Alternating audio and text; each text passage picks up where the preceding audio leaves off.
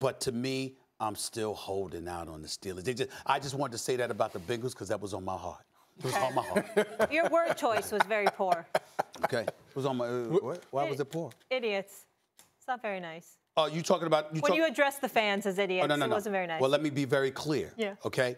I meant what I said. Okay. I didn't stutter, and it wasn't towards all fans. It was towards folks. The ones that came after. No, it was towards. I disagree with him, Molly. It was.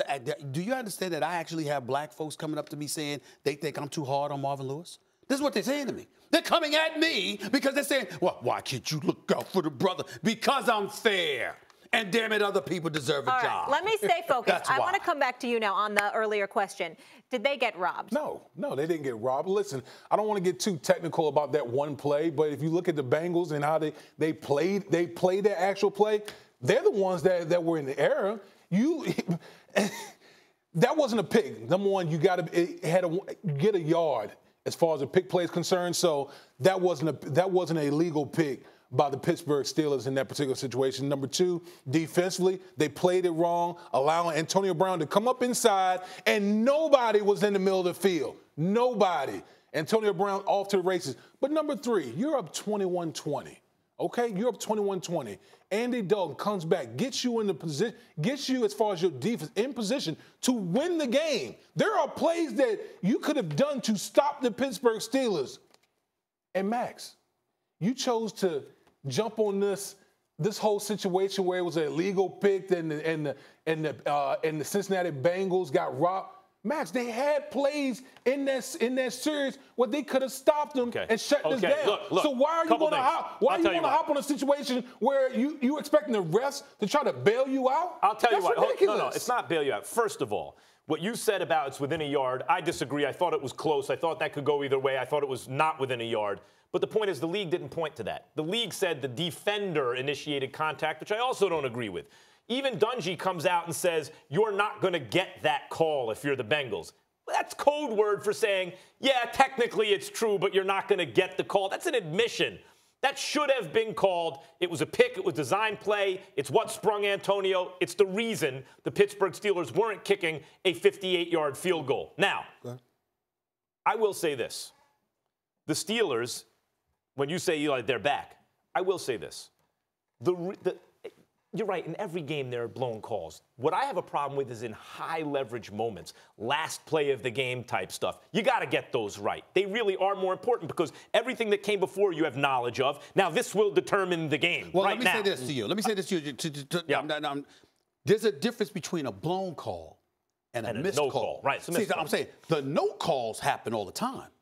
But that was in a particularly egregious one. In high leverage moments, no calls happen all the time because they're high leverage moments. Now, if you if you made the wrong call, that would be different. But missed calls are given. I agree. However, some missed calls are blatant. For example, when the team clearly designs the play to use an illegal maneuver and it works, and the refs don't call it with the game on the line, to me, that's different. Now, it's made to happen. I will say this. I will say this about the Steelers. Mm-hmm. Are they back?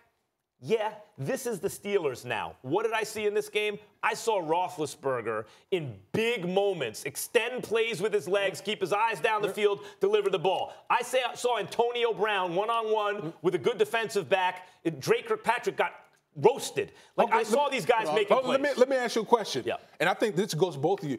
Are they back in relation to what? Because to me, are they back making a real playoff run? AFC North. Can I say this? Want me to tell you the biggest reason why I can't say they're back yet? Because it was against the Bengals. It doesn't matter. Listen, let me explain. Stephen A., the Bengals are good. Let me go there. Dunlap, Atkins, Johnston, Burfict, and the crew, they were all there. Not one single sack against the Pittsburgh Steelers. That does not happen to Cincinnati, but it happened against the Steelers. How you going to let Big Ben Roethlisberger pass for 369 yards, throw how many passes did he throw yesterday? 46 times he threw passes. 46 times, 369 yards, and you don't get one single sack on him the entire afternoon. When does that happen? I mean, even when Ben throws for 400 yards, he getting hit by somebody. He was standing back there yesterday. That was not the case. Why? Because it's the Bengals. When they go against the Steelers, that's their kryptonite. This is some of the stuff that the announcers were talking about. They perform at a high level, but when they go against the Steelers, the mistakes that they customarily never make, somehow, some way, they do them against the Steelers. Wait, listen, I can't gauge the Pittsburgh Steelers being back because they beat the Bengals. Exactly. And I'm not knocking the Bengals. I think still are a good team. They're a well-rounded team. But as far as the standard I hold, are they back as far as being the best team in the AFC North? And I say no, because that goes to the Baltimore Ravens. I agree with that, but I thought the that Baltimore preseason. Ravens. But I thought that preseason, by back, what I meant was, without Le'Veon Bell, could they hang around 500? Could they be in the divisional picture to make a run? And at first it was like, okay, they tie with the Browns. This is not a very, oh boy, another loss. That's not a very good team. Mm-hmm. Now they look like a dangerous team, at the very least offensively. Now they look like heading into the bye, and then they're supposedly going to get Le'Veon Bell back. Heading into the bye, they are 3-2-1. And if you had to say, give me a record, at least, where you could say the Steelers are still hanging around, 3-2-1, that just about does it. And by the way, Stephen A., the fact that they beat the Bengals in a game like that, who've shown that they're much improved this year, that's a divisional rival. So you think the Ravens are better than the Steelers, but you don't think the Bengals are better than the Steelers?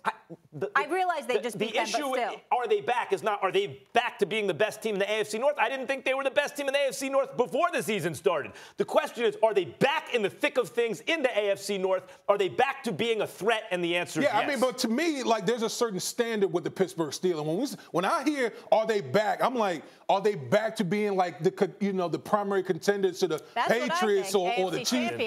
They're not. To me, they're not there yet. They're not the best team in the AFC North right now. That goes to the Baltimore Ravens. I don't think they're a top 3 team in the AFC right now.